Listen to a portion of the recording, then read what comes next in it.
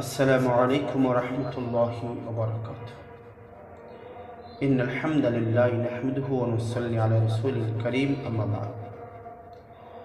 সম্মানিত দিনী ভাই বোনেরা, দেশ এবং বিদেশ থেকে কাছে দূর থেকে যারা যে যে প্রান্ত থেকে আমাকে দেখতেছেন সবাইকে আন্তরিক মোবারকবাদ।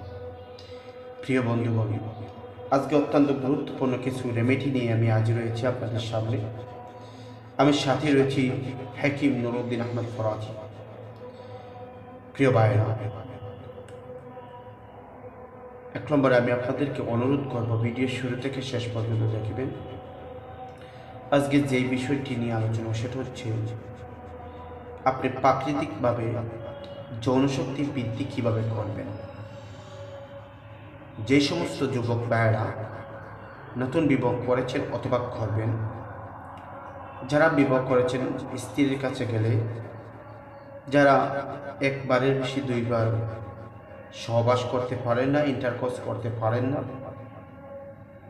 এবং যাদের লিঙ্গ দাঁড়ায় না এবং একেবারে নিস্তেজ হয়ে গিয়েছে, যারা লিঙ্গের উপর অত্যাচার করেছেন, যাদের লিঙ্গের আগামোট হয়ে গিয়েছে এবং গোড়া চিঘল হয়ে গিয়েছে, আমি আপনাদেরকে প্রাকৃতিকভাবে কিছু একটা গাছের শিকড়ের কথা বলবো।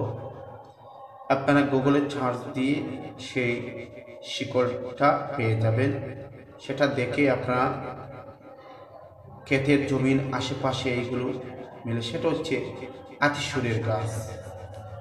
আতিসুরের গাছ যৌনশক্তি বৃদ্ধিতে অনেক উপকারী, এবং যারা অনেক অ্যান্টিবায়োটিক খেয়েছেন, ওয়ান টাইম ওষুধ খেয়ে স্ত্রীর সাথে সহবাস করছেন, এখন আর লিঙ্গ শক্ত হয় না, রগ নরম হয়ে গিয়েছে, তাদেরকে বল ভাই এই সমস্ত ঔষধ খাওয়া ছেড়ে দাও, প্রাকৃতিক ন্যাচারাল কিছু ঔষধ আপনি সেবন করেন।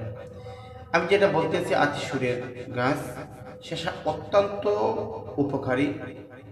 এটা আপনি যদি ঠিক মতন 1 মাস সেবন করতে পারেন অল্প অল্প করে, আপনার লিঙ্গ স্ত্রীর সহবাসের সময় ঘন্টার পর ঘন্টা দাঁড়িয়ে থাকবে।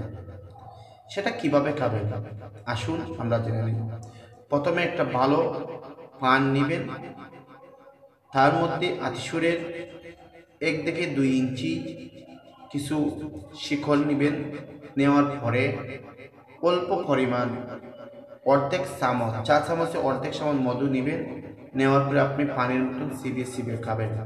আপনি সকালে খাইতে, প্রত্যেক দিন সকালে খালি পেটে এটা সেবন করুন।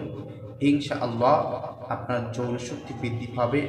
এবং আতিসুরের মতন ঔষধ এবং ওয়ান টাইম ঔষধ, আতিসুর ওয়ান টাইম কাজ করে, আপনি বিছানা কাঁপাইতে পারবেন ঘন্টার পর ঘন্টা। প্রিয় বন্ধুগণ, যদি কথাবার্তার মধ্যে কোনো ভুল ত্রুটি হয়ে যায় অশ্লীল কথাবার্তার মধ্যে, তাহলে আপনারা আমাকে মাফ করে দিবেন। এটা আপনাদের রোগের সেবার কারণে আমাকে বলতে হয়। তো প্রিয় বন্ধুগণ, আজ এই পর্যন্ত, দেখা হবে অন্য কোনো ভিডিওতে। আসসালামু আলাইকুম ওয়া রাহমাতুল্লাহ।